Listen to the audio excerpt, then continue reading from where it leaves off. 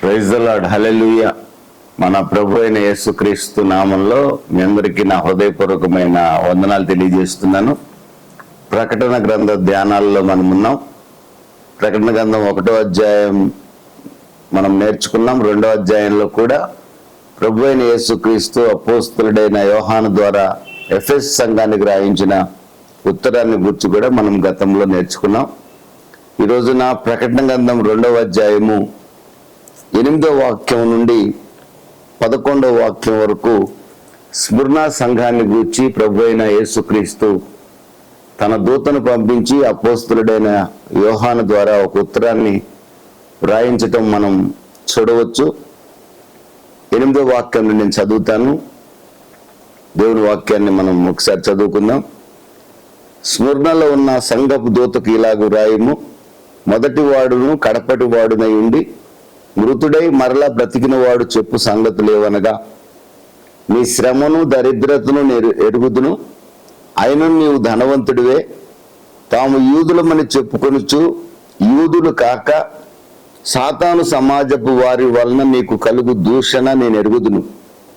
నీవు పొందబోవు శ్రమలకు భయపడకుము.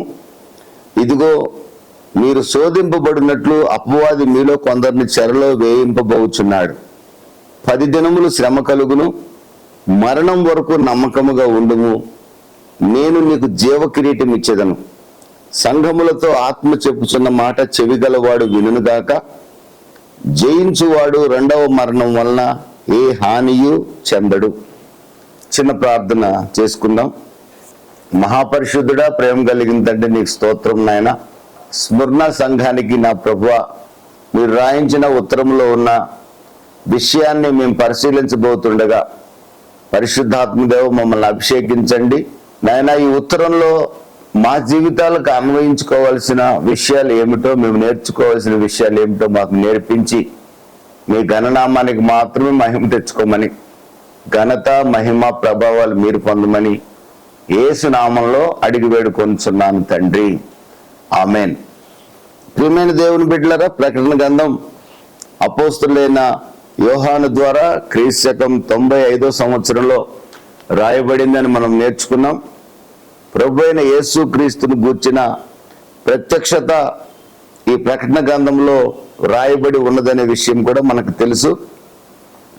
ప్రభు అయిన యేసు క్రీస్తు యొక్క రాకడను గూర్చి, ఆయన 1000 ఏళ్ల పరిపాలనను గూర్చి, నూతన సృష్టిని గూర్చి, అంత్యక్రీస్తు యొక్క పరిపాలనను గూర్చి, రాబోయే 7 సంవత్సరాల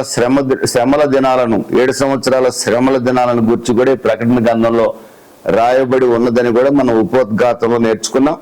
ప్రకటన గ్రంథం 2వ అధ్యాయం 3వ అధ్యాయంలో ప్రభు అయిన యేసుక్రీస్తు ఆసియా మైనర్, ఈ రోజున టర్కీ ప్రాంతంలో ఉన్న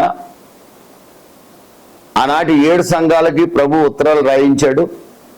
అందులో మొదటి ఉత్తరము ఎఫెసు సంఘానికి చెందినది. సహనాన్ని బట్టి, ఆ సంఘము ప్రభు కొరకు పడే కష్టాన్ని బట్టి, ఆ సంఘంలోని సత్కార్యాలను బట్టి ప్రభు ఆ సంఘాన్ని ప్రశంసించాడు. అబద్ధ బోధకుల్ని సహించలేని సంఘముగా, నికోలాయితుల బోధలను తిరస్కరించిన సంఘముగా ఆ సంఘాన్ని గుర్తించి ప్రభు ప్రశంసించాడు. అంతేకాకుండా ప్రభు ఎఫెసు సంఘం మీద ఒక నేరారోపణ కూడా చేసినట్లుగా మనం చూసాం. అది ఏమిటంటే, ఎఫెసు సంఘం మొదటి ప్రేమను మరిచిందని కూడా ప్రభు సెలవిచ్చారు. ప్రభు అయిన యేసుక్రీస్తుని అంగీకరించిన తొలి దినాలలో ప్రభువుని ఏ విధంగా ప్రేమించిందో, ఆరాధించిందో, ఆ విధంగా ప్రేమించడంలో, ఆరాధించడంలో వెనుకబడిపోయినట్టుగా ప్రభు ఎఫెసు సంఘానికి స్పష్టం చేశాడు. ప్రభు పరిష్కారం కూడా చూపించాడు. నీవు మొదటి ప్రేమలో తగ్గిపోయావు. ఆ ప్రేమలో తగ్గిపోవడానికి కారణం ఏమిటో, నువ్వెక్కడ పడిపోయావో జ్ఞాపకం చేసుకొని పశ్చాత్తాపడి నా వైపు తిరిగినట్లయితే నేను జీవవృక్ష ఫలములు భుజింపజేస్తాను, నా పరదేశులో నీకు చోటిస్తానని ప్రభు సంఘానికి వాగ్దానం చేశాడు. ఒకవేళ పశ్చాత్తాపడకపోతే దీపస్తంభాన్ని మీ మధ్య నుండి తొలగిస్తానని కూడా ప్రభు హెచ్చరించాడు. ఎఫెసు సంఘం కొంతవరకు భక్తిగా జీవించింది. ఆ తదుపరి కాలంలో భక్తిగా జీవించలేకపోయింది. కనుకనే ఎఫెసు సంఘానికి సంబంధించిన చరిత్ర అంతటితో ముగిసిపోయింది. ఈ రోజున ఎఫెస్ ప్రాంతంలో క్రైస్తవ సంఘాలే లేని పరిస్థితిని మనం చూడొచ్చు. ప్రియమైన దేవుని బిడ్డలరా, ప్రభు రెండవ సంఘముగా స్మరణ సంఘానికి ఉత్తరం రాయిస్తున్నాడు. 7 సంఘాలకు రాసిన ఉత్తరాల్లో నేరారోపణ చేయని సంఘాలు 2 సంఘాలు ఉన్నాయి. ఒకటి స్మరణ సంఘము, రెండవది ఫిలడెల్ఫియా సంఘం. మిగిలిన 5 సంఘాలు ప్రభు ఏదో ఒక నేరారోపణ, కండెమ్నేషన్ చేస్తూనే ఉన్నాడు, ఎక్విజేషన్ చేస్తూనే ఉన్నాడు. ఏమిటి స్మరణ సంఘంలోని ప్రత్యేకత అనే విషయాన్ని మనం నేర్చుకునే ముందుగా ఈ స్మరణ అనే పట్టణానికి సంబంధించిన చరిత్రను కూడా కొంత మనం నేర్చుకోవాలని నేను ఆశపడుతున్నాను. స్మరణ పట్టణం అందమైన పట్టణం. గ్రీకు సామ్రాజ్యంలో శత్రు దుర్భేద్యమైన పట్టణంగా ఉంది. చుట్టూ కొండల మధ్యలో పట్టణం ఉండేది. ఎత్తైన పర్వత శిఖరం మీద ఒక మాన్యుమెంట్, ఆ రోజుల్లో 1250 అడుగుల ఎత్తైన ఒక ప్రత్యేకమైన మాన్యుమెంట్ ఒకటి కట్టబడింది. దాన్ని హిల్ టవర్ ఆఫ్ స్మరణ అంటారు.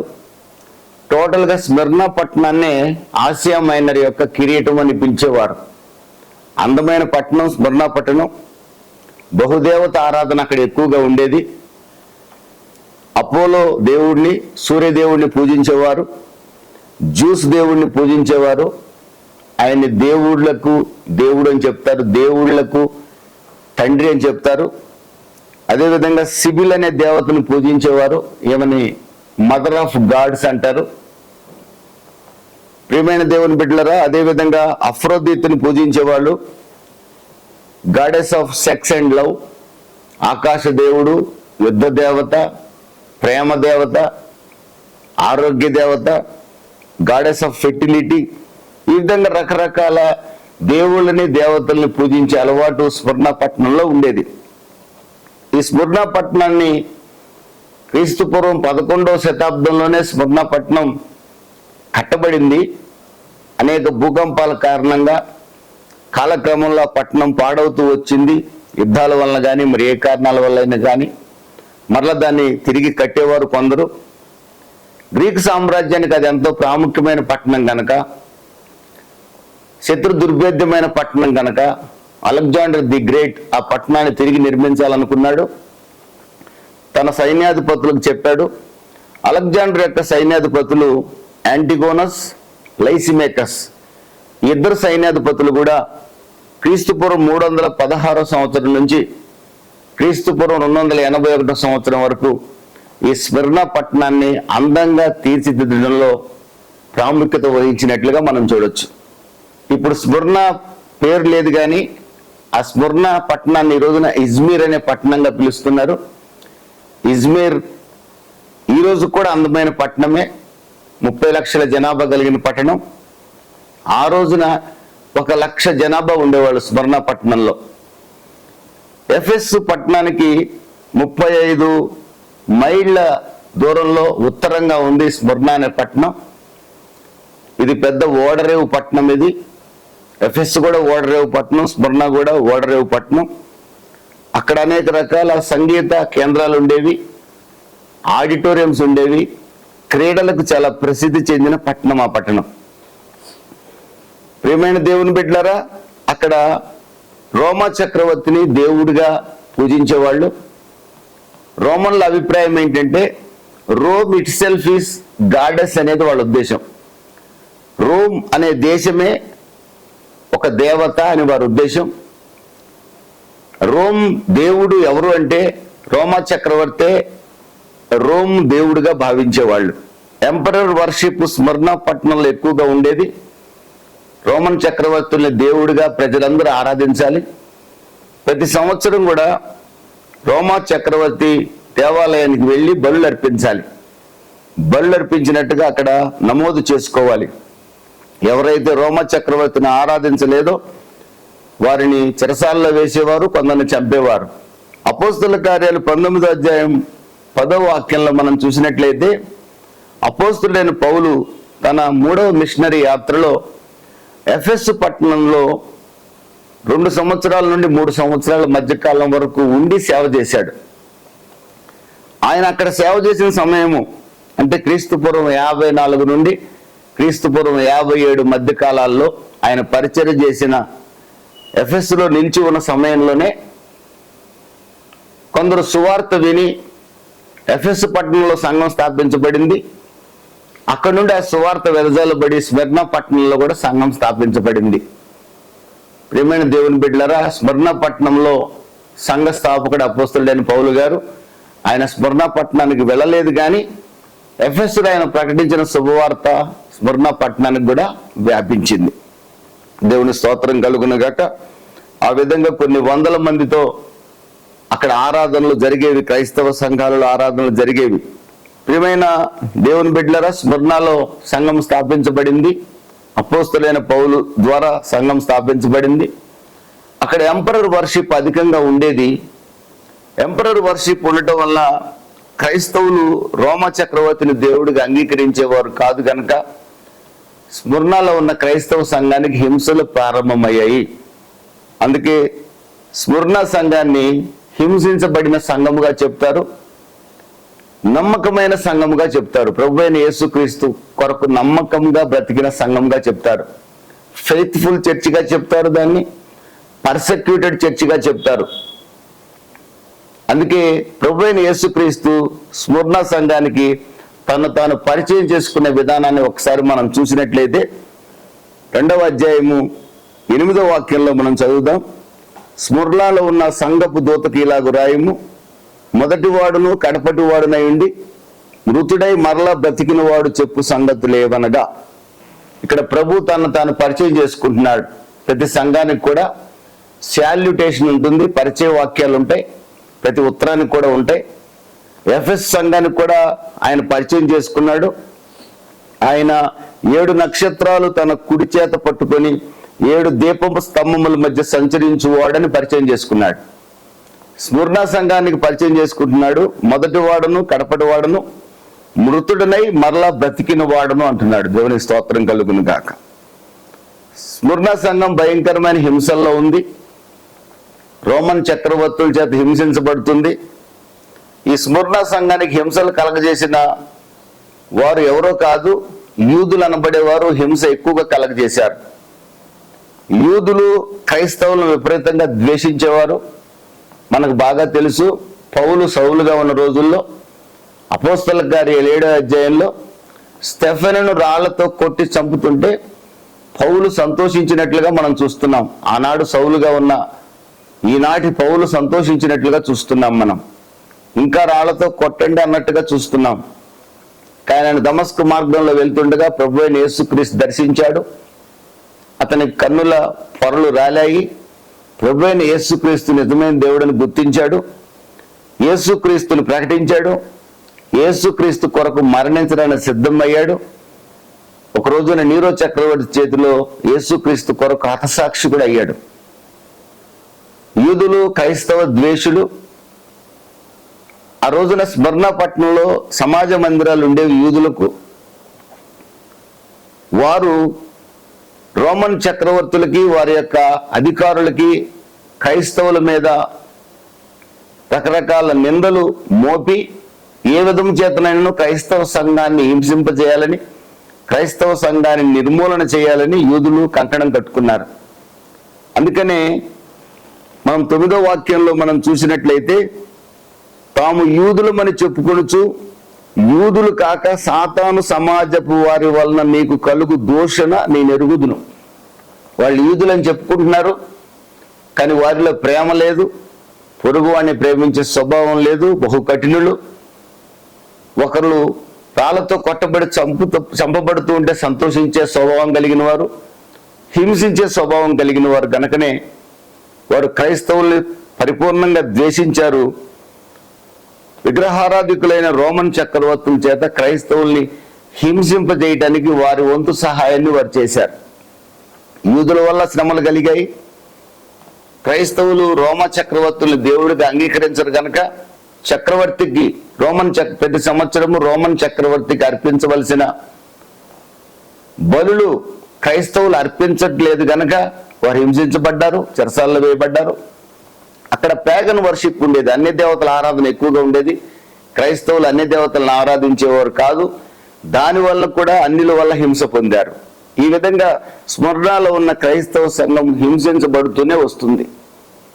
హింసించబడుతున్న సంఘానికి ప్రభువైన యేసుక్రీస్తు తను తాను పరిచయం చేసుకుంటున్నాడు. ఆ పరిచయ వాక్యంలో ఉన్న అర్థం ఏంటంటే, నేనున్నాను, మీరు భయపడకండి, నేను సజీవుడైన దేవుడిని ఆయన చెప్తున్నాడు. దేవునికి స్తోత్రం కలుగును గాక. ఈ రోజున కుటుంబ పరంగా కానీ సంఘ పరంగా కానీ ఏ విషయంలో మన కుటుంబాల్లో సంఘ వ్యవస్థలో హింసలు, అవమానాలు, నిందలు ఉన్నప్పటికీ కూడా ప్రభువైన యేసుక్రీస్తు మనల్ని ఆదరిస్తున్న మాట ఏంటంటే, నేను మొదటి వాడును కడపటి వాడును, I'm alpha and omega, I'm A to Z. మరణము నన్ను బంధించి ఉంచలేకపోయింది, మరణాన్ని జయించి తిరిగి లేచిన యేసుని నేను, మీ కాలగతులన్నీ నా చేతిలో ఉన్నవి. మీరు ఏ పరిస్థితులు గుండా, ఎంత భయంకరమైన హింసలు, శ్రమల గుండా, అనారోగ్యాల గుండా వెళ్తున్నా మీరు కంగారు పడకండి. పునరుద్ధానుడైన యేసు వైపు చూడండి, నా వైపు చూడండి. విశ్వాసాన్ని కర్తని, దాన్ని కొనసాగించే దేవుణ్ణి నేను. నా వైపు చూసి నమ్మకంగా పరుగు పందెంలో ఓపికగా పరిగెత్తండి, మిమ్మల్ని గురి వద్దకు నేను చేరుస్తాను, మిమ్మల్ని ఆదరించే దేవుణ్ణి నేను అంటున్నాడు ఆయన. దేవునికి స్తోత్రం కలుగును గాక. ఇక్కడ మనం గమనించినట్లయితే ఆయన నేను మొదటి వాడును కడపటి వాడును అంటున్నాడు. మొదటివాడు కడపటివాడు దేవుడు తప్ప మరెవడు లేడు. నిర్గమకాండం 3వ అధ్యాయం 14వ వాక్యంలో రాయబడిన మాట, మోషే అడుగుతున్నాడు, నీ పేరేమిటని దేవుణ్ణి అడిగాడు. ఐయామ్ దట్ ఐయామ్ అంటున్నాడు. నేను ఉన్నవాడును అనువాడును అంటున్నాడు. నేను ఆ రోజు ఉన్నాను, ఈ రోజు ఉన్నాను, ఏ రోజైనా ఉంటాను, ఆది అంతము నేనై ఉన్నాను. నేను నిత్యుడైన దేవుణ్ణి, ఫర్ ఎవర్ లివింగ్ గాడ్. నేను దేవుడు నిత్యుడు. దేవుడికి అవతారం చాలించడం అనేది ఉండదు. దేవుడి జీవితానికి ముగింపు ఉండదు. దేవుడు సమాధిలో ఉండలేడు. మనం ఆరాధిస్తున్న దేవుడు సజీవుడైన దేవుడు, మన ప్రార్థన వినే దేవుడు, సహాయం చేసే దేవుడు, మాట్లాడే దేవుడు. దేవునికి స్తోత్రం కలుగును గాక. ఆయన ఉన్నవాడు అనువాడు. ఉన్నవాడు అనువాడు దేవుడు తప్ప మరొకటి కాడు. ప్రియమైన దేవుని బిడ్డలారా, ఆయన పాదాల మీద పడి ఆయన ఆరాధించిన వారు ఎంతో మంది ఉన్నారు. పేతురు, కొర్నేలి తనని ఆరాధించబోగా, తన పాదాల మీద పడపోగా పేతురు అంటున్నాడు, నేను మనుష్యుణ్ణి, నా పాదాలకు నమస్కారం చేయొద్దన్నాడు. 22వ అధ్యాయం ప్రకటన గ్రంథంలో దేవదూత పాదాలకు యోహాను నమస్కారం చేయబోగా దేవదూత అంటున్నాడు, నేను ఆరాధనకు యోగ్యుడి కాదు, దేవుడు ఒక్కడే ఆరాధనకు యోగ్యుడు అంటున్నాడు.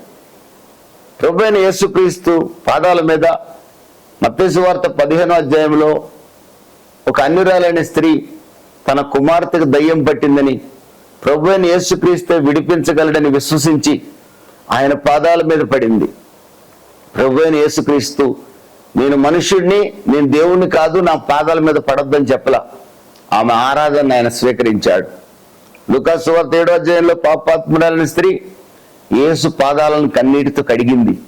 యేసు నేను మనుష్యుడిని, నా పాదాలు కడగొద్దని చెప్పలా. ఆయన నరావతారిగా భూమికి దిగి వచ్చిన దేవుడు. దేవునికి స్తోత్రం కలుగును కాక.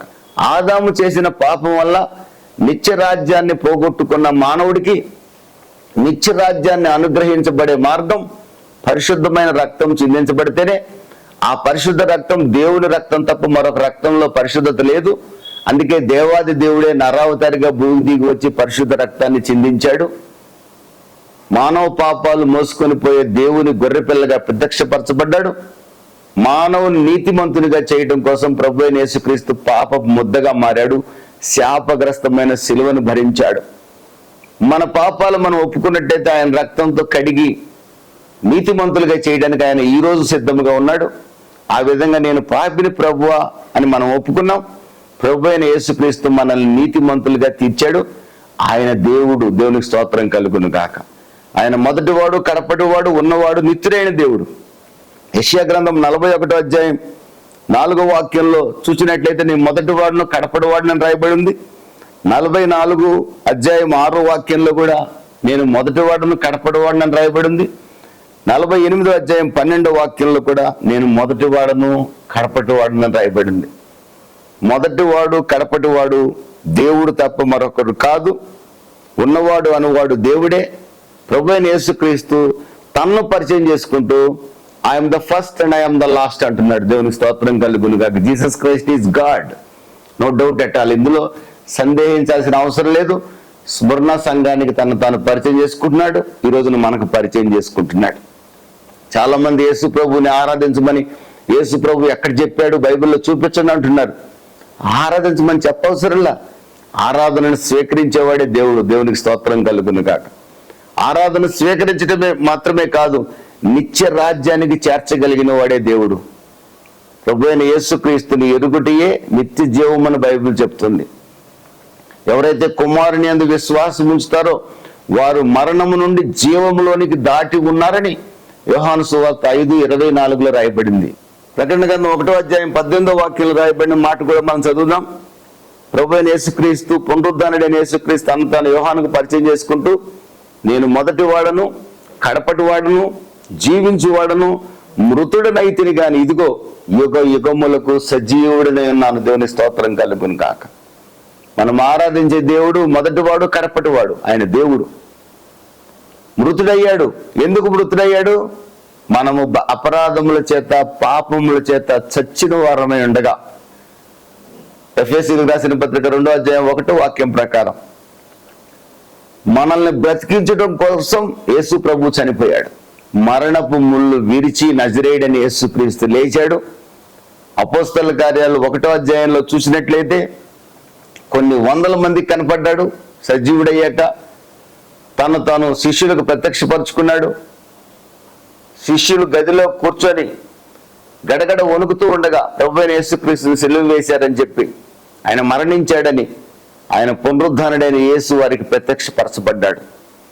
యోహాను సువార్త 20వ అధ్యాయంలో ప్రభు అయిన యేసుక్రీస్తు శిష్యులకు పలుమార్లు కనపడ్డాడు. చివరిగా అవిశ్వాసి అయిన తోమాకు కూడా కనపడి, నా గాయాలలో వేలు పెట్టి చూసి నన్ను నమ్ముతావా అని అడిగాడు. ప్రియమైన దేవుని బిడ్డలారా, మనం ఆరాధిస్తున్న దేవుడు నిన్న, నేడు, రేపు ఏకరీతిగా ఉన్న దేవుడు. ఆయన సజీవుడు. దేవునికి మహిమ కలుగును కాక. సజీవుడైన వాడు ఎందుకు మరణించాడు అని అడిగేవారు కూడా ఉన్నారు. ఎందుకు మరణించాడో తెలుసా? రోమా 5:8 ప్రకారం మనల్ని నీతిమంతులుగా తీర్చుట కొరకు ప్రభు అయిన యేసుక్రీస్తు మరణించాడు. రోమీయులకు రాసిన పత్రిక 1వ అధ్యాయం 4వ వాక్యంలో రాయబడింది, యేసుక్రీస్తు శరీరమును బట్టి దావీదు సంతానముగాను, మృతుల్లో నుండి పునరుద్ధానుడైనందున పరిశుద్ధమైన ఆత్మను బట్టి దేవుని కుమారుడిగాను ప్రభావముతో నిరూపింపబడిను. మృతుల్లో నుండి పునరుద్ధానుడయ్యాడు ప్రభు అయిన యేసుక్రీస్తు. అందుకే ఆయన దేవుడు. దేవునికి స్తోత్రం కలుగును కాక. ఇప్పటి వరకు మహానుభావులు, మహాపురుషులు, దేవుళ్ళు అనబడిన వారందరూ మరణించిన వారే. ఎవరు మరణాన్ని జయించి తిరిగి లేచిన వారు లేరు.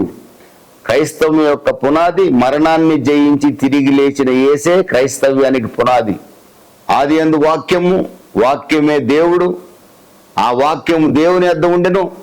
ఆ వాక్యమే భూమి మీదకి దిగి వచ్చాడు. ఆయనే ప్రభు అయిన యేసుక్రీస్తు. ఆ వాక్యమైన ప్రభు అయిన యేసుక్రీస్తే మరణించాడు. మరణాన్ని జయించి తిరిగి లేచి ఈ రోజున తండ్రి సింహాసనంలో కూర్చున్నాడు. దేవునికి స్తోత్రం కలుగునుగా. హల్లెలూయా. మన ప్రభు అయిన యేసుక్రీస్తు సజీవుడు. మన ప్రభు అయిన యేసుక్రీస్తు పునరుద్ధానుడు. మన ప్రభు అయిన యేసుక్రీస్తు ఉన్నవాడు, అనువాడు. He is God. హింసించబడుతున్న సంఘానికి తాను పరిచయం చేసుకుంటున్నాడు. నేను ఉన్నవాడును, అనువాడును. మీరు కంగారు పడకండి. మరణం యొక్క పాతాళ లోకము యొక్క తాళపు చెవులు నా చేతిలో ఉన్నవి. ప్రియమైన దేవుని బిడ్డలారా, ప్రకటన గ్రంథం 1వ అధ్యాయం 18వ వాక్యంలో అంటున్నాడు, మరణము యొక్కయు పాతాళ లోకము యొక్క తాళపు చెవులు నా స్వాధీనంలో ఉన్నవి. మరణము నా స్వాధీనంలో ఉంది. మరణము తప్పించట యెహోవా వశము. దేవుని వాక్యం అంటుంది, మన కాలగతులు యెహోవా చేతిలో ఉన్నవి. సహోదరి, సహోదరుడా, నీవు ఏ విధంగా హింసించబడుతున్నా, నిందలు పడుతున్నా, ఎన్ని రకాల బాధల్లో నలిగిపోతున్నా, క్రైస్తవుడైనందుకు నువ్వు శ్రమ పడుతున్నా, ప్రభు ఈ రోజున ఆదరిస్తున్నాడు. మన కాలగతులు ఆయన చేతిలో ఉన్నవి గనుక దేనికి కంగారు పడాల్సిన అవసరం లేదు. నరమాత్రుడు మనల్ని ఏమీ చేయలేడు. ఎవరికి చెప్తున్నాడు ఈ మాట? హింసించబడుతున్న క్రైస్తవ సంఘానికి చెప్తున్నాడు. ఈ రోజున మనం ఎన్ని రకాల హింసలు, నిందలు, అవమానాలు పడుతున్నామో ఆయనకి తెలుసు కనుక ఆ రోజున ఆ సంఘంతో చెప్పిన మాట ఈ రోజున మనతో చెప్తున్నాడు. పునరుద్ధానుడైన సజీవుడైన దేవుడు నేను మీకు తోడుకున్నాను, మీకు సహాయం చేస్తాను, అంతం వరకు మీరు నమ్మకంగా ఉండండి అని ప్రభు మనతో కూడా మాట్లాడుతున్నాడు. దేవునికి స్తోత్రం కలుగును గాక. ప్రియమైన దేవుని బిడ్డలారా, స్మరణలోని క్రైస్తవ సంఘానికి అనేక రకాల హింసలు వస్తున్నాయి. ఎన్ని రకాల హింసలు వచ్చినా వారు విశ్వాసాన్ని మాత్రం విడిచిపెట్టలేదు. వారు ఎంతగా క్రష్ చేయబడుతున్నారో, నలగొట్టబడుతున్నారో అంతగా దేవునికి సాక్షులుగా బతుకుతున్నారు. ఈ స్మిర్నా అనే పేరు మైర్, MYRRH అనే ఒక పదం నుంచి డెరైవ్ చేయబడింది, గ్రీకు పదం. మైర్ అంటే బోళము అని మనం చెప్పొచ్చు. కాంపిఫోరా ముకుల్ అనే శాస్త్రీయ నామం కలిగిన మొక్క నుండి ఒక జిగురు తయారవుతుంది. ఆ మొక్కని క్రష్ చేస్తే సువాసన వెదజల్లుతుంది. ఆ మొక్కని ప్రాసెస్ చేస్తే దాని నుండి జిగురు వస్తుంది. ఆ జిగురుని ద్రవ పదార్థంగా వాడతారు. ఆ జిగురుని ఎండబెడితే గట్టి పడుతుంది, దాన్ని నలగొడితే పౌడర్ అవుతుంది. అది పొగ వేయటానికి కూడా ఉపయోగిస్తారు. బోళాన్ని యాంటీసెప్టిక్గా వాడతారు, యాంటీ ఇన్ఫ్లమేటరీగా వాడతారు. డెడ్ బాడీస్ని ఎక్కువ కాలం ప్రిజర్వ్ చేయాలంటే కూడా ఈ బోళాన్ని ద్రవ పదార్థ రూపంలో ఉన్నప్పుడు శరీరానికి అంతా పూస్తారు. అంతేకాకుండా పాత నిబంధనలో యాజకుల్ని ప్రతిష్ఠించే సమయంలో ఒక పవిత్రమైన నూనె తయారు చేస్తారు. ఆ నూనెలో కూడా బోళం వేస్తారు. మైర్ అంటారు దాన్ని. ఆ మైర్ నుండే స్మిర్నా అనే పట్టణం వచ్చింది. స్మిర్నా అంటే బిటర్నెస్, చేదు. పేరుకు తగినట్టుగానే క్రైస్తవ సంఘం అక్కడ చేదైన పరిస్థితులు ఎదుర్కొంటుంది. పరిశుద్ధ గ్రంథంలో కూడా మనం చూడొచ్చు. మత్తయి సువార్త 2వ అధ్యాయంలో జ్ఞానులు ప్రభు అయిన యేసుక్రీస్తు బాలుడిగా ఉన్నప్పుడు బంగారము, సాంబ్రాణి, బోళము సమర్పించినట్లుగా అక్కడ కూడా మైర్ చూడొచ్చు మనం. నిర్గమకాండం 30వ అధ్యాయం 23వ వాక్యంలో యాజకుడిని ప్రతిష్ఠించే సమయంలో ప్రత్యేకమైన ఆయిల్ తయారు చేస్తారు, ప్రతిష్ఠితమైన ఆయిల్. అందులో కూడా గోపరసాన్ని వేస్తారు, బోళమును వేస్తారు. పేరుకు తగినట్టుగా క్రైస్తవ సంఘం నలగొట్టబడుతున్న పరిస్థితులు ఆ చోట మనకు కనబడుతున్నాయి. స్మరణ సంఘానికి ఒక సత్యం తెలుసు. తిమోతికి రాసిన 2వ పత్రిక 3వ అధ్యాయం 12వ వాక్యంలో సద్భక్తితో బ్రతకను ఉద్దేశించువారు హింసింపబడతారు అని బైబిల్ స్పష్టంగా చెప్తుంది. పౌలు గారు తిమోతికి రాస్తూ చెప్తున్నాడు, నా శిష్యుడా తిమోతి, సద్భక్తితో బ్రతకాలనుకుంటే హింసలు పొంది తీరాలి. క్రైస్తవ్యము పూలపాన్పు కాదు, క్రైస్తవ్యం పూలబాట కాదు. ఈరోజున సంఘాలలో బోధించినట్లుగా ఆశీర్వాదాలు దిగొచ్చేస్తున్నాయి, మీరు కానుకలు ఇస్తా ఉండండి. కాదు కాదు కాదు. క్రైస్తవులకు హింసలు ఖచ్చితంగా వస్తాయి. ఎంతోమంది హతసాక్షులు అయ్యారు. మనకి ఇంత బైబిల్లో అనేక అధ్యాయాలు, కొత్త నిబంధనలో ఎక్కువ పత్రికలు రాసిన పౌలు గారే నీరో చక్రవర్తి చేత రంపాలతో కోయబడ్డారు. యేసు ప్రభు యొక్క ప్రథమ శిష్యుడిగా ఉన్న పేతురు గారే తలకిందులుగా సిలువేయబడ్డాడు. యేసు ప్రభు యొక్క 12 మంది శిష్యుల్లో 11 మంది హతసాక్షులు అయ్యారు. యోహాను గారు మాత్రమే చెరసాలలో వేయబడి సహజ మరణం పొందాడు.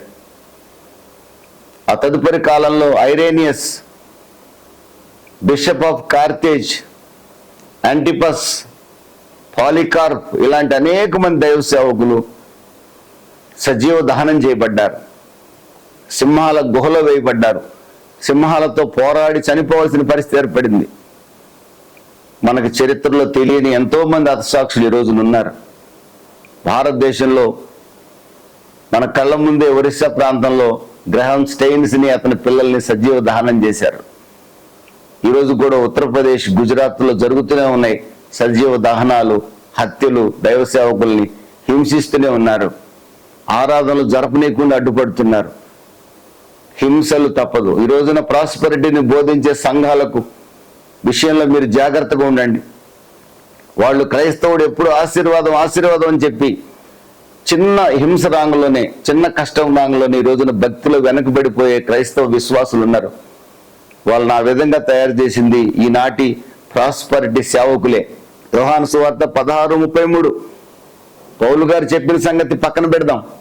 ప్రభువైన యేసుక్రీస్తు స్వయంగా చెప్పాడు, నా యందు మీకు సమాధానము కలుగునట్టు ఈ మాటలు మీతో చెప్పుచున్నాను.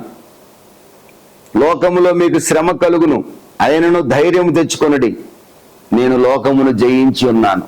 ప్రభువే స్వయంగా చెప్తున్నాడు, మీకు శ్రమ కలుగుతుంది, ధైర్యం తెచ్చుకోండి.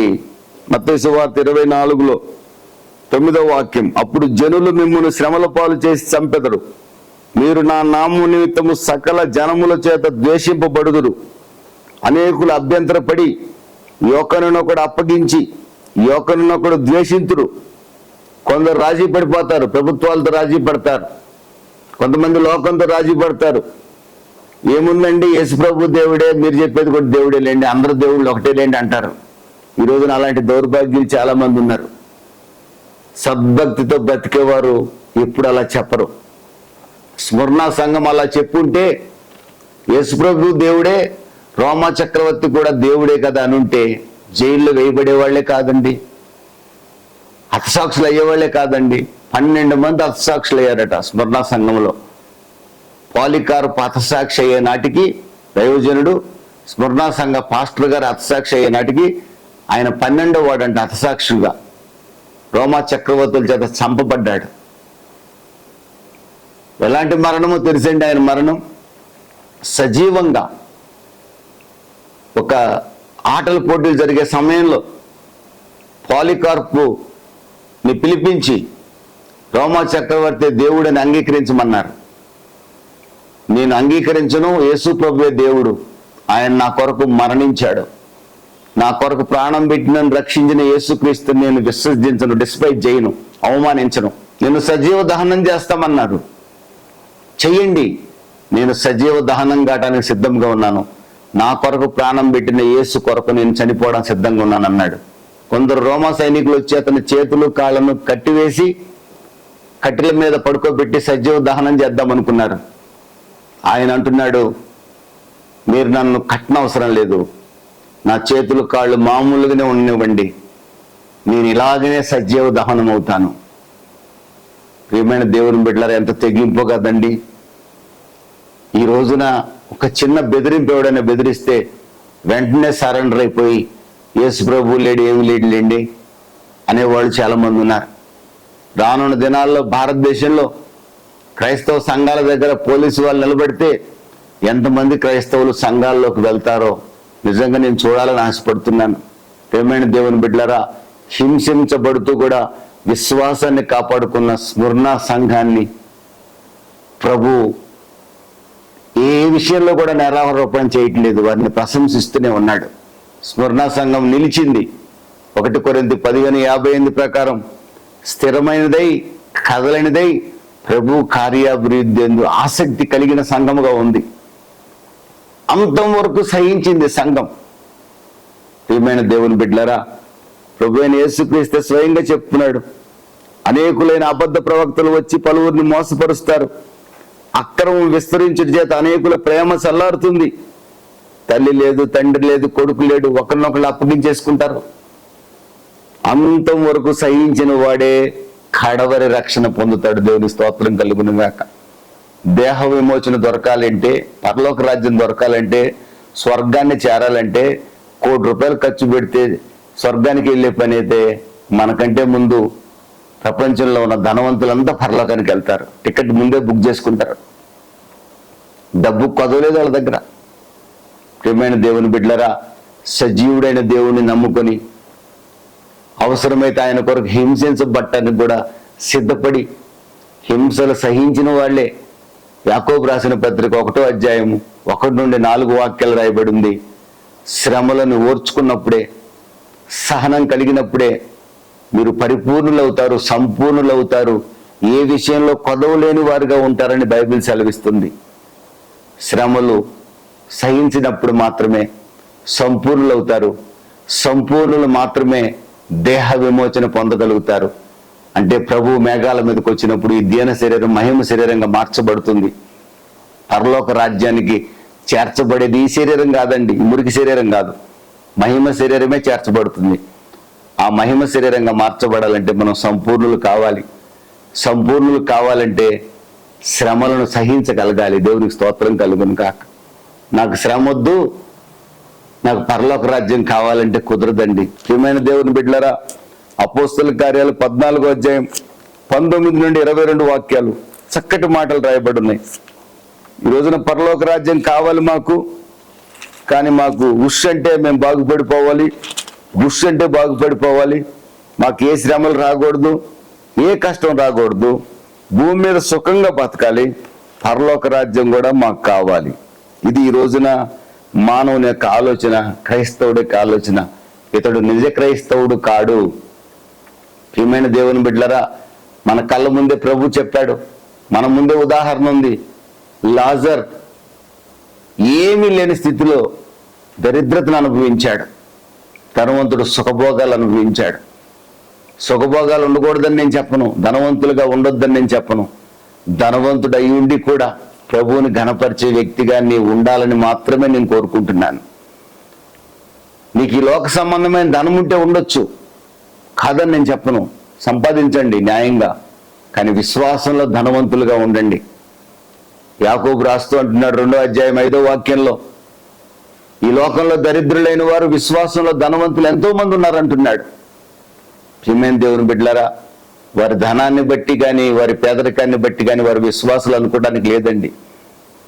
వారు ప్రభువు కొరకు సహించగలిగేవారుగా, భరించగలిగేవారుగా, నిందల్ని అవమానాల్ని మన కొరకు భరించి మనకంటే ముందుగా తండ్రి సన్నిధికి చేరిన మన ప్రధాన యాజకుడైన ప్రభు అయిన యేసుక్రీస్తుని మనం చూస్తూ ముందుకు సాగేవారుగా ఉంటే క్రైస్తవులమైనందుకు కొన్ని శ్రమలు మనకు వస్తాయి.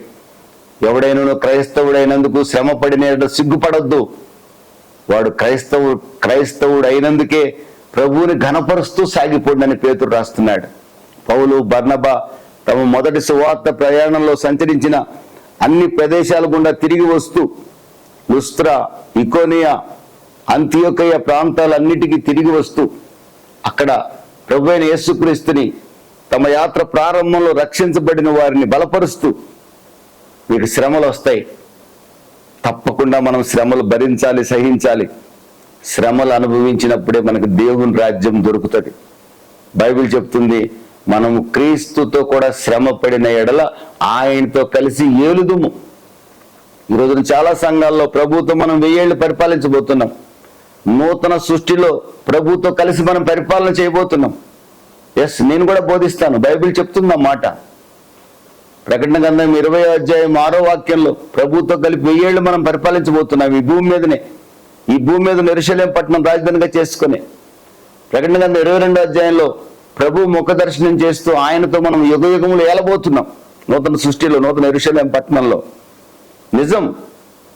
కానీ ప్రియమైన దేవుని బిడ్డలారా, ఆ ఏలే అర్హత, ఆ రూలర్స్గా అర్హత సంపాదించాలంటే ప్రభు అయిన యేసుక్రీస్తు ఉమ్మి వేయించుకున్నాడు, నిందలు పడ్డాడు, కొరడా దెబ్బలు తిన్నాడు, హింసించబడ్డాడు, దూషింపబడి బదులు దూషింపలేదు, ఏ కపటము లేనివాడిగా బతికాడు, శోధింపబడ్డాడు, పాపం చేయలేదు. అలాంటి జీవితం మనం జీవించగలిగినప్పుడు మాత్రమే సాధ్యమవుతుంది. ఎస్, మనం పరలోక రాజ్యం చేరతాం, సదాకాలం ప్రభుతో ఉంటాం. ఎప్పుడు మనం శ్రమలు అనుభవించి సహించి దేవుని రాజ్యంలో చేరాలి. ఏమండి, నాకేం శ్రమలు రావట్లేదు, మంచిదే. నీకు వచ్చిన చిన్న చిన్న శ్రమలే భరించు. నీ భార్య ద్వారా వచ్చిన శ్రమ భరించు, నీ పిల్లల ద్వారా వచ్చిన శ్రమ భరించు. దానికే గుండెలు బాదుకొని పిల్లల మీద, భార్య మీద ఊరంతా చెప్పుకుంటూ తిరగటం కాదు.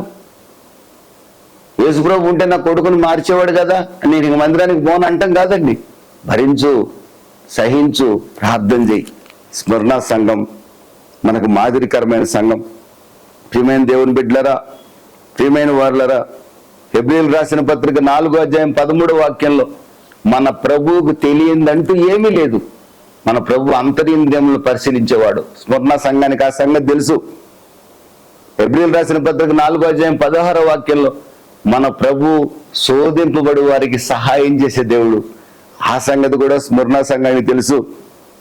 అంతం వరకు సహిస్తేనే పరలోక రాజ్యంలో చేరతామని కూడా వారికి తెలుసు. కనుకనే వారు శ్రమలు భరించారు. ఎంతగా క్రష్ చేయబడుతున్నా వారు ప్రభువుకు సాక్షులుగా వారి విశ్వాసం రోజు రోజుకి అభివృద్ధి చెందుతూనే ఉన్నది. వారికి ఇంకొక మాట కూడా తెలుసు. 1 పేతురు 4:12-16 వాక్యాల్లో శ్రమల్లో ఉన్నప్పుడు దేవుని ఆత్మ వారికి తోడుగా ఉంటాడన్న సంగతి కూడా వారికి తెలుసు. అందుకే వారు ఆదరించబడ్డారు. వారికి మరొక ప్రాముఖ్యమైన విషయం తెలుసు. మీకు తెలుసో లేదో నాకు తెలియదు కానీ 1 పేతురు 5:10 వాక్యంలో రాయబడిన మాట, తన నిత్య మహిమకు క్రీస్తునందు మిమ్మల్ని పిలిచిన సర్వకృపానిధియగు దేవుడు కొంచెము కాలం మీరు శ్రమ పడిన పిమ్మట తానే మిమ్మల్ని పూర్ణులుగా చేసి స్థిరపరిచి బలపరుచును. దేవునికి స్తోత్రం కలుగును కాక. కొంచెము కాలం శ్రమ పడిన మీదట ఆయనే మిమ్మల్ని సంపూర్ణులుగా చేస్తాడు, స్థిరపరుస్తాడు, బలపరుస్తాడు. ఈ లోకంలో స్థిరపరుస్తాడు, బలపరుస్తాడు, సంపూర్ణులుగా చేస్తాడు. ఒక రోజున మహిమ శరీరం ధరించుకునే వారిగా మనల్ని చేస్తాడు. 1 యోహాను 3:2 వాక్యం ప్రకారంగా ఆయనను పోలి మనం ఉండేవారిగా మనల్ని మారుస్తాడు. దేవునికి స్తోత్రం కలుగును కాక. ఆయన పోలికలోకి మనల్ని మారుస్తాడు. ఈ సంగతి స్మరణ సంఘానికి తెలుసు కనుక వాళ్ళు శ్రమలు సహించారు, భరించారు. రోమన్ చక్రవర్తుల్లో నీరో చక్రవర్తి భయంకరమైన వ్యక్తి, క్రూరుడు. ఆ రోజుల్లో నీరో చక్రవర్తి పరిపాలన కాలంలో క్రైస్తవుల్ని క్యాండిల్స్ ఎలా వెలిగిస్తామో అట్లా మానవ శరీరాలను వెలిగించేవాళ్ళంట, దీపాల్లాగా. రాత్రంతా వారు కేకలు వేస్తూ క్యాండిల్స్ లాగా అటు ఇటు పరిగెత్తుంటే సజీవంగా ఉన్నారు కదండి, వాడు ఆనందపడిపోయేవాడంటండి. హ్యూమన్ టార్చర్స్ గా ఉపయోగించాడట. తరువాత సంఘం, పెర్గమ సంఘం ఉంది. అక్కడ యాంటిపస్ అన్న ఒక అతను ఉన్నాడు, అంతిపాను వాడు. అతని సజీవంగా ఉండగానే వేడి నీళ్ళల్లో వేసి ఉడకబెట్టేశారంటండి. అప్పటికి కూడా ఉడకబెట్టబోయే ముందు కూడా యేసుప్రభు దేవుడు కాదని చెప్పన్నారట. కానీ అతను యేసుప్రభువే దేవుడు అని చెప్పాడటండి. నేను విశ్వాసాన్ని విడిచిపెట్టనున్నాడట. దేవుని స్తోత్రం కలుగును కాక. మన మధ్యన ఈ మధ్య కాలం వరకు సేవ చేసిన ఉరుమ్ బ్రాండ్ అనే ఒక గొప్ప దైవ సేవకుడు కమ్యూనిస్ట్ ప్రాంతాల్లో 14 సంవత్సరాలు పోలాండ్ ప్రాంతాల్లో హింసించబడ్డాడు. Jesus Christ is not God, communism is God అని ప్రతిరోజు అతని చెరసాలలో వేసి ఆ స్పీకర్ల ద్వారా మాటలు వినిపించేవాడట. ఆయనకి పిచ్చి పట్టిన పరిస్థితి ఏర్పడిందట. 13 సంవత్సరాల తర్వాత చెరసాల నుంచి విడిపించబడి వార్త ప్రకటిస్తూ ముందుకు సాగాడు. అలాంటి భక్తులు ఎంతో మంది ఈ రోజున, నాకు తెలియని భక్తులు చాలా చాలా చాలా మంది ఉన్నారు. హతసాక్షులు అనే ఒక బుక్ని మనం చూడొచ్చు. మీకు ఎక్కడ దొరికితే తీసుకొని చదవండి. హతసాక్షులు చీతి మీద పేర్చి సజీవ దహనం చేయబడిన వాళ్ళు ఎంతో మంది ఉన్నారు. ప్రియమైన దేవుని బిడ్డలారా, స్మరణ సంఘం హింసించబడిన సంఘం.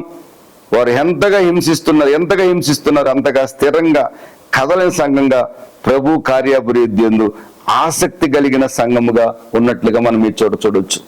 అయితే హింసించబడుతున్న సంఘముతో ప్రభు ఏం మాట్లాడతాడో నేను ఆలోచించాను. తర్వాత వాక్యాలు చదువుదాం అనుకున్నాను. చదివితే ప్రభు అంటున్నాడు 10వ వాక్యంలో, నీవు పొందబోవు శ్రమలకు భయపడుకోమంటున్నాడు. అంటే ఇప్పుడు పొందుతున్న శ్రమలు చాలవా? ఇప్పుడు నలగొట్టబడుతున్న విధానం చాలదా? ఇంకా శ్రమలు సహించాల్సి వస్తుందేమో. సిద్ధముగా ఉండాలి క్రైస్తవుడా, సహోదరుడా, సిద్ధముగా ఉండాలి. అప్పుడే ఈ భూమి మీద సమాధానం, అంతంలో నిత్య రాజ్యం అండి. దేవునికి స్తోత్రం కలుగును గాక. గతంలో చెప్పాను కదండి, కోట్ల రూపాయలు ఉంటే పరలోకం దొరికితే అందరూ పరలోకానికి వెళ్తారు కదండి. నారాయణ అంటే పరలోకానికి వెళ్తే అందరూ పరలోకానికి వెళ్తారు కదండి. యేసు అంటే పరలోకానికి వెళ్తే అందరూ పరలోకానికి వెళ్తారు కదండి. అబద్ధం అండి ఇది. యేసు అన్నంత మాత్రం పరలోకానికి వెళ్ళరు. యేసులాగా బ్రతికినప్పుడే వెళ్ళగలుగుతారు. యేసు కొరకు బ్రతికినప్పుడే వెళ్ళగలుగుతారు. పొరపాట్లు వస్తాయి జీవితంలో. పశ్చాత్తాపడగలిగినప్పుడే ప్రభు దగ్గరికి వెళ్ళగలుగుతారు. మనకు తెలియని పొరపాట్లు కొన్ని చేస్తాం. గుర్తించగలిగి పశ్చాత్తాపడగలిగి ప్రభు పాదాలు పట్టుకున్నప్పుడే పరలోకానికి చేరగలుగుతాం. అంతం వరకు సహించిన వాడే రక్షించబడతాడు. అంతం వరకు నిలకడగా ఉన్నవాడే, రక్షణ కిరీటాన్ని పోగొట్టుకోకుండా ఉన్నవాడే, రక్షణను కాపాడుకున్నవాడే. దేవునికి స్తోత్రం కలుగును గాక. ఇదిగో మీరు శోధింపబడినట్లు అపవాది మీలో కొందరిని చెరలో వేయింపబోచున్నాడు. చూడండి, అసలే శ్రమ పడుతున్న సంఘంతో ఏం మాట్లాడుతున్నాడండి ఆయన. మీలో కొంతమంది చెరసాల్లో వేయబడిపోతున్నారు. 10 దినాలు మీకు శ్రమ కలుగుతుంది, మరణం వరకు నమ్మకంగా ఉండమంటున్నాడు. అంటే ఈ శ్రమలు ఎంతటితో అయిపోతాయి అని చెప్తాడేమో అనుకున్నా నేను. మీరు అనేక మంది చెరసాల్లో వేయబడబోతున్నారు. 10 దినములు మీకు శ్రమ కలుగుతుంది. ఈ 10 దినాల శ్రమను గురించి భక్తులు రకరకాల అభిప్రాయాలు చెప్తారు. 10 దినములు శ్రమ అంటే క్రైస్తవుడు అనుభవించబోయే శ్రమలకు సాదృశ్యమని చెప్తారు. లేదా 10 మంది క్రూరమైన రోమా చక్రవర్తులు క్రీస్తకం 54 AD నుండి క్రీస్తకం 312 AD వరకు, అంటే ఇంచుమించుగా 250 సంవత్సరాల వరకు 10 మంది క్రూరమైన రోమన్ చక్రవర్తులు పరిపాలించారు. చాలా మంది పరిపాలించారు. అందులో 10 మంది క్రూరమైన వారు. డొమిషియన్, డైక్లేషియన్, నీరో, టార్జాన్, ఇలాంటి వారందరూ క్రూరమైన చక్రవర్తులు. వీళ్ళు చాలా మంది భక్తుల్ని చంపించారు. భవిష్యత్తులో క్రైస్తవుల్ని హింసించబోయే 10 మంది రోమా చక్రవర్తులను గూర్చి రాయబడిందని కొందరు చెప్తారు. కాదు, క్రైస్తవులకు సాధారణంగా కలిగే శ్రమలని కొందరు చెప్తారు. మొత్తం మీద క్రైస్తవులకి శ్రమ కలుగుతుందని స్మరణ సంఘంతో చెప్తున్నాడు. మీకు శ్రమ కలుగుతుంది, 10 దినాలు, కొందరు చెరలో వేయబడతారు అని చెప్తున్నాడు. మరణం వరకు నమ్మకంగా ఉండమని చెప్తున్నాడు. ప్రియమైన దేవుని బిడ్డలారా, చరిత్రలో లిఖించబడింది. ఒక పాలికార్ప్ అనే ఒక దైవ సేవకుడు స్మరణ సంఘానికి పాస్టర్గా ఉన్నాడు. 86 సంవత్సరాల ఏజ్ ఆయనకి. ఆ టైంలో అతన్ని సజీవ దహనం చేశారు. ఆయన అపోస్తులైన యోహాను పర్సనల్గా తెలుసు. పాలికార్ప్ చంపబడింది క్రీస్తకం 155 సంవత్సరంలో చంపబడ్డాడు. రోమన్ చక్రవర్తులు అతన్ని సజీవ దహనం చేసినట్లుగా చరిత్ర చెప్తుంది. ఈ పాలికార్ప్ ఎఫెస్ సంఘానికి ఒక ఉత్తరం రాసినట్లుగా, ఆ ఉత్తరంలో అనేక విషయాలు ఆయన తెలియపరిచినట్లుగా చరిత్రలో భద్రపరచబడి ఉంది. దేవునికి స్తోత్రం కలుగును గాక. ఇలాంటి దైవజనులు ఎంతో మంది. ఈయన 12వ వాడని చరిత్రకారులు చెప్తారు. అప్పటికే 11 మందిని స్మరణలో హతసాక్షులయ్యారు ప్రభు కొరకు. ప్రియమైన దేవుని బిడ్డలారా, స్మరణ సంఘం హింసించబడిన సంఘం. స్మరణ సంఘము ప్రభు కొరకు నలగొట్టబడిన సంఘం. స్మరణ సంఘానికి ఒక మాట బాగా తెలుసు, శ్రమలు అనుభవిస్తేనే పరలోక రాజ్యం దొరుకుతుందని కూడా తెలుసు. శ్రమలు అనుభవిస్తేనే ప్రభుతో కలిసి ఏలుతామన్న సంగతి కూడా తెలుసు. అందుకే వాళ్ళు ఒక మాట చెప్పారు. కీర్తనల గ్రంథం 56వ అధ్యాయం 11వ వాక్యం ఒకసారి చదువుదాం. కీర్తనల గ్రంథం 56:11. నేను దేవుని యందు నమ్మిక ఉంచి ఉన్నాను, నేను భయపడను, నరులు నన్నేమి చేయగలరు. దేవునికి స్తోత్రం కలుగును కాక. నేను దేవుని యందు నమ్మిక ఉంచి ఉన్నాను, నేను భయపడను, నరులు నన్నేమి చేయగలరు. నరమాత్రుడు నన్నేమి చేయలేడు అని ధైర్యంతో చెప్తూ వారు హింసలు అనుభవించారు. మరణం వరకు నమ్మకంగా ఉండమని ప్రభు చెప్పినట్లుగా పాలికార్ప్ లాంటి దైవ సేవకులు, విశ్వాసులు నమ్మకంగా మరణం వరకు ఉన్నారండి. దేవుని స్తోత్రం కలుగును కాక. సహోదరి సహోదరుడా, క్రైస్తవుడైనందుకు మనం సంతోషపడాలి, సిగ్గుపడాల్సిన అవసరం లేదు. ప్రభు అయిన యేసుక్రీస్తుని నమ్ముకున్నవాడు ఈ లోక సంబంధమైన ఆశీర్వాదాల కొరకే అనుకుంటే వాడంత దౌర్భాగ్యుడు మరొకడు లేడని కొరింథీయులకు రాసిన పత్రిక, మొదటి పత్రిక 15వ అధ్యాయంలో అపోస్తలుడైన పౌలు కొరింథీ సంఘానికి రాస్తున్నాడు. ఈ లోక ఆశీర్వాదాల కొరకే ప్రభువుని నమ్ముకుంటే మనంత దౌర్భాగ్యులు మరొకరు లేరు. లోకంలో కావలసిన ఆశీర్వాదాలు ఎప్పుడైతే అవసరమో ప్రభువుకు తెలుసు. ఆయన ఇవ్వడానికి సిద్ధంగా ఉన్నాడు. కానీ అన్నిటికంటే ప్రాముఖ్యమైన ఆశీర్వాదం, నిత్యమైన ఆశీర్వాదం, నిత్య జీవం. దేవునికి స్తోత్రం కలుగును గాక. ప్రకటన గ్రంథం 22వ అధ్యాయం 4-5 వాక్యాలు. యుగ యుగములో ఆయనతో కలిసి, ఆయన ముఖ దర్శనాన్ని చేస్తూ ఆయనతో కలిసి జీవించే అనుభవం, ఆయనతో కలిసి పరిపాలన చేసే అనుభవం, ఇది దేవుడు మన మీద కలిగి ఉన్న నిత్య ఉద్దేశం.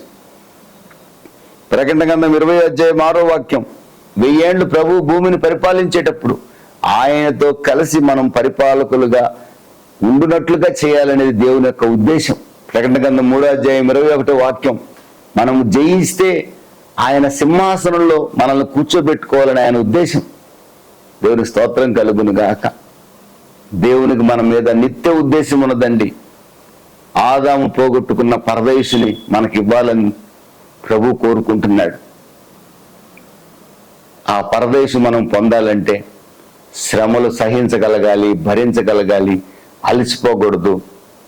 ఈ క్రైస్తవ జీవితంలో ఎన్ని నిందలు, ఎన్ని అవమానాలు, ఎన్ని భారాలు ఎదురైనా సహించగలగాలి, భరించేవారిగా ఉండాలి. మరణం వరకు ప్రభు కొరకు నమ్మకంగా బతకాలండి. అందరూ పౌలు గారి లాగా రంపాలతో కోయబడరండి. అందరూ పేతురు గారి లాగా సిలువేయబడరండి. అందరూ పాలికార్పు లాగా సజీవ దహనం చేయబడరండి. వెంటనే కంగారు పడిపోకండి. కొన్ని శ్రమలు వస్తాయి. మీ స్థాయిలో ప్రభు కృప ద్వారా కొన్ని శ్రమలు గుండా మీరు వెళ్తున్నప్పుడు, కుమార్తె వివాహం త్వరగా కాలేదనో, కుమారుడికి ఉద్యోగం రాలేదనో, అప్పులు తీరలేదనో, భర్త త్రాగుబోతు భర్త మారలేదనో, యేసు ప్రభువుని విడిచిపెట్టకండి. ఇల్లు కట్టుకోవడానికి డబ్బులు లేవనో యేసు ప్రభువుని విడిచిపెట్టకండి. ఎవరో నిన్ను తిట్టారనో యేసు ప్రభువుని విడిచిపెట్టకండి. మీ సాధారణమైన శ్రమలండి. రోమీయులకు రాసిన పత్రిక 8వ అధ్యాయంలో రాయబడింది, రాబో మహిమ ముందు ఇప్పటి కాలపు శ్రమలు ఎన్న తగినవి కావు అని రాసింది. తేజోమయమైన ఆ వెలుగు వసింప శక్యము గాని తేజస్సులో నా ప్రభువు నివసిస్తుండగా ఆయనతో కలిసి నివసించే ఆ గొప్ప భాగ్యం దగ్గ మెరుగు సూర్యకాంతం వలె భూమి మీదకి దిగి వస్తున్న, ఆకాశం నుండి పరలోకం నుండి దిగి వస్తున్న నూతన యెరూషలేము పట్టణంలో ప్రభువుతో కలిసి జీవించబోయే ఆ సమయం ప్రభు వాగ్దానం చేశాడు 11వ వాక్యంలో, నేను నీకు జీవ కిరీటం ఇస్తాను. Crown of life. దేవునికి స్తోత్రం కలుగు. జీవ కిరీటం అంటే ఏమి లేదండి, సదాకాలం ప్రభుతో ఉండటమే, నిత్యము ప్రభుతో కలిసి జీవించటమే, ప్రభు కౌగిల్లో ఉండటమే. ఈ జీవ కిరీటం పొందాలని స్వర్ణ సంఘం ఆరాటపడింది, గురి వద్దకే పరిగెత్తింది. యేసు ప్రభువును చూస్తూ పరిగెత్తింది. దేవుని స్తోత్రం కలుగును కాక. సంఘములతో ఆత్మ చెప్పుచున్న మాట చెవి గలవాడు వినును గాక. మీకు చెవులుంటే విన్నారు కదా, వినదాన్ని స్వీకరించండి అని చెప్తున్నాడు. మాట్లాడేది మనుషుడు కాదు, పరిశుద్ధాత్ముడు మాట్లాడుతున్నాడు. ఈరోజు కూడా పరిశుద్ధాత్ముడు మాట్లాడిన మాట సత్యం. పరిశుద్ధాత్మకు మరొక పేరేంటి తెలుసండి? సత్య స్వరూపైన ఆత్మ. ఆయన సత్యమే చెప్తాడండి. ఇది సత్యం అండి. జయించువాడు రెండవ మరణం వల్ల ఏ హానియు చెందడు. చాలా ప్రాముఖ్యమైన విషయం. మీరు శ్రమలు సహించగలిగితే, భరించగలిగితే, ప్రభు కొరకు చివరి వరకు నిలబడగలిగితే రెండవ మరణానికి చోటు లేదు. మీ జీవితంలో రెండవ మరణం లేదు. 2 మరణాలు ఏంటండి? తల్లి గర్భంలో పుట్టాం కదా, ఒక్కసారిగా చనిపోతాం కాదండి. రెండవ మరణం ఉందండి. ఆ రెండవ మరణం ఏంటో తెలుసా అండి? నిత్యాగ్నిగుండంలో కాలే సమయమే రెండవ మరణం అండి. ఆ రెండవ మరణంలో ఎవరు పాలు పంపులు పొందుతారో తెలుసండి? ప్రకటన గ్రంథం 21వ అధ్యాయంలో 8వ వాక్యంలో, పిరికివారును, అవిశ్వాసులను, అసహ్యులను, నరహంతకులను, వ్యభిచారులను, మాంత్రికులను, విగ్రహారాధకులను, అబద్ధికులందరూ అగ్ని గంధకములతో మండు గుండములో పాలు పొందుదురు. ఇది రెండవ మరణం. ప్రభువైన యేసుక్రీస్తుని ఎరగని వారు, ఎరిగి కూడా అంతం వరకు నమ్మకంగా లేనివారు, అబద్ధికులు, విగ్రహారాధికులు. మీరు బొమ్మల్ని పూజించరు. యేసు ప్రభువుని నమ్ముకున్న వాళ్ళు మీరు బొమ్మల్ని పూజించరండి, విగ్రహాలు పూజించరు. కానీ ధనమే విగ్రహంగా చేసుకుంటారు. మీ కుటుంబాన్ని మీకు విగ్రహంగా చేసుకుంటారు. లోకాన్ని విగ్రహంగా చేసుకుంటారు. ఉద్యోగం కోసం దేవుని విడిచిపెట్టేస్తారు. వ్యాపారం కోసం దేవుని సంఘాన్ని నిర్లక్ష్యం చేస్తారు. ఏమండి, బంధువుల కోసం దేవుని సంఘానికి దూరం అవుతారు. మీ బంధువులే మీకు విగ్రహాలు అవుతారు. మీ కుటుంబం మీకు విగ్రహం అవుతుంది. మీ ఉద్యోగం మీకు విగ్రహం అవుతుంది. విగ్రహారాధికులు. సహోదరుడ, సహోదరి, ప్రభు కొరకు ప్రభువే నీకు దేవుడిగా ఉండాలి తప్ప మరేది నీకు విగ్రహంగా ఉండకూడదు. విశ్వసిస్తారు కానీ అవిశ్వాసులుగా బతుకుతారు. విశ్వసిస్తారు కానీ అబద్ధికులుగా బతుకుతారు. విశ్వసిస్తారు కానీ లోకాన్ని విగ్రహంగా భావించి సేవిస్తూ ఉంటారు. విశ్వసిస్తారు కానీ శ్రమరాంగంలోనే తప్పిపోయే ప్రభుని విడిచిపెట్టే పిరికివారిగా ఉంటారు. విశ్వసిస్తారు కానీ ప్రియమైన దేవుని బిడ్డలరా, వారు ఇంకా మంత్రతంత్రాలను నమ్మే వాళ్ళుగా ఉంటారు. ఇలాంటి వారందరూ రెండవ మరణం పాలు పొందుతారు. యేసు ప్రభువుని నమ్మని వాడు ఎలాగూ రెండవ మరణంలో వెళ్తాడు, అగ్నిగుండంలోకి వెళ్తాడు. నమ్మి కూడా ఈ రెండవ మరణంలో పాలు బంపులు పొందే పరిస్థితి మన జీవితంలో రాకూడదని ఒక సేవకుడికి హెచ్చరిస్తున్నాను. దేవుని స్తోత్రం కలుగును గాక. 20వ అధ్యాయం 14వ వాక్యంలో రాయబడిన మాట, మరణమును మృతులలోకం అగ్నిగుండంలో పడవేయబడును. ఈ అగ్నిగుండము రెండవ మరణము. ఈ అగ్నిగుండము రెండవ మరణం. అగ్నిగుండమే రెండవ మరణం. అగ్నిగుండమే నరకం. అగ్నిగుండం అంటే యమలోకం. ఎవరు వెళ్తారో తెలుసండి ఆ స్థలానికి? ప్రభువుని నమ్మి కూడా అంతం వరకు ప్రభువులో నిలిచి ఉండని వారు అగ్నిగుండంలోకి వెళ్తారు. ప్రభువుని నమ్మని వారు ఖచ్చితంగా అగ్నిగుండంలోకి వెళ్తారు. ఇంకో మాట చెప్పమంటారా? ప్రభువుని నమ్మి కూడా నిలకడగా ఉండని వారికి అగ్నిగుండంలో వేడి ఎక్కువగా ఉంటుందండి. అగ్నిగుండంలో వేడి కొద్దిగా డిగ్రీ ఆఫ్ హీట్ పెరుగుతుంది. అందుకని ప్రభు అయిన యేసుక్రీస్తుని నమ్ముకుని మనం స్మరణ సంఘం ఏ విధంగా మరణంగా నమ్మకంగా ఉండమని ప్రభు చెప్పాడు, ఈ రోజున మనతో కూడా చెప్తున్నాడు. మనకు తగుమాత్రపు శ్రమలే ఆయన అనుమతిస్తాడు. సహించగలిగినంతకంటే ఎక్కువ శోధనలు మనకి రావు. మన ప్రధాన యాజకుడు శోధింపబడి వారికి సహాయం చేయటానికి శక్తి కలవాడు మనకున్నాడు. ఎబ్రిల్ రాసిన పత్రిక 7వ అధ్యాయం 25వ వాక్యం ప్రకారం ఆయన మన కొరకు విజ్ఞాపన చేస్తున్నాడు. Is interceding for us. మన కొరకు విజ్ఞాపన చేస్తున్నాడు. నువ్వు శ్రమలో ఉన్నావంటే నీ కొరకు నీ భర్త ప్రార్థన చేయకపోవచ్చు, మీ పాస్టర్ ప్రార్థన చేయకపోవచ్చు, యేసు ప్రభు ప్రార్థన చేస్తున్నాడు. ఎక్కడి నుండి ప్రార్థన చేస్తున్నాడో తెలుసా? మహామోహుని కుడిపార్శ్వము నుండి ప్రార్థన చేస్తున్నాడు. ఎందుకంటే నువ్వు ఆయన రక్తంతో కడగబడిన బిడ్డవి కాబట్టి. ధైర్యంగా ఉండు, అంతం వరకు నమ్మకంగా ఉండు. స్మరణ సంఘం అంతం వరకు నమ్మకంగా ఉంది కనుక సంఘమా నీకు జీవ కిరీటం ఇస్తానని ప్రభు చెప్పాడు. రెండవ మరణంలో నీకు పాలు లేదని చెప్పాడు. ప్రియమైన దేవుని బిడ్డలారా, నేను ఈ విధంగా చెప్తాను. ఒక వ్యక్తి 2 సార్లు జన్మిస్తే, మొదట తల్లి గర్భంలో జన్మిస్తాం, తిరిగి జన్మిస్తే అంటే ప్రభు అయిన యేసుక్రీస్తున్న రక్షకునిగా అంగీకరించి నమ్మకంగా ప్రభు కొరకు తిరిగి జన్మిస్తే, ప్రభు కొరకే బ్రతికితే రెండవ మరణంలో పాలు పొందాల్సిన అవసరం లేదు. ఒక్క మరణమే ఉంటుంది, ఫిజికల్ డెత్ ఉంటుంది. రెండవ డెత్ నీకు ఉండదు. ఎందుకు ఉండదంటే నువ్వు దేవునితో ఉంటావు గనక. దేవునికి స్తోత్రం కలుగును కాక. ఒక్కసారి జన్మించిన వాడు రెండవ మరణంలో పాలు బంపులు పొందుతాడు. తల్లి గర్భంలో పుట్టాడు, ప్రభు అయిన యేసుక్రీస్తుని నమ్ముకోలేదు, తిరిగి జన్మించలేదు. రక్షకుడు పవిత్రపరచగలిగిన వాడు, ఏ రక్తం అయితే పవిత్రపరచగలదో, పాపం నుంచి విడిపించగలదో ఆ రక్తాన్ని కులం పేరుతో నమ్మనివాడు అగ్నిగుండంలో వేయబడతాడు. రెండవ మరణం ఉంది అతనికి. ప్రభు అయిన యేసుక్రీస్తుని నిజముగా నమ్మకుండా ఏదో కులం కొరకు నమ్మేవాడు, నమ్మి కూడా ప్రభువు నుండి వేరైపోయేవాడు కూడా రెండవ మరణంలో పాలు బంపులు పొందుతాడు. ఏది నీకు కావాలో నిర్ణయించుకోవాల్సిన బాధ్యత నీది.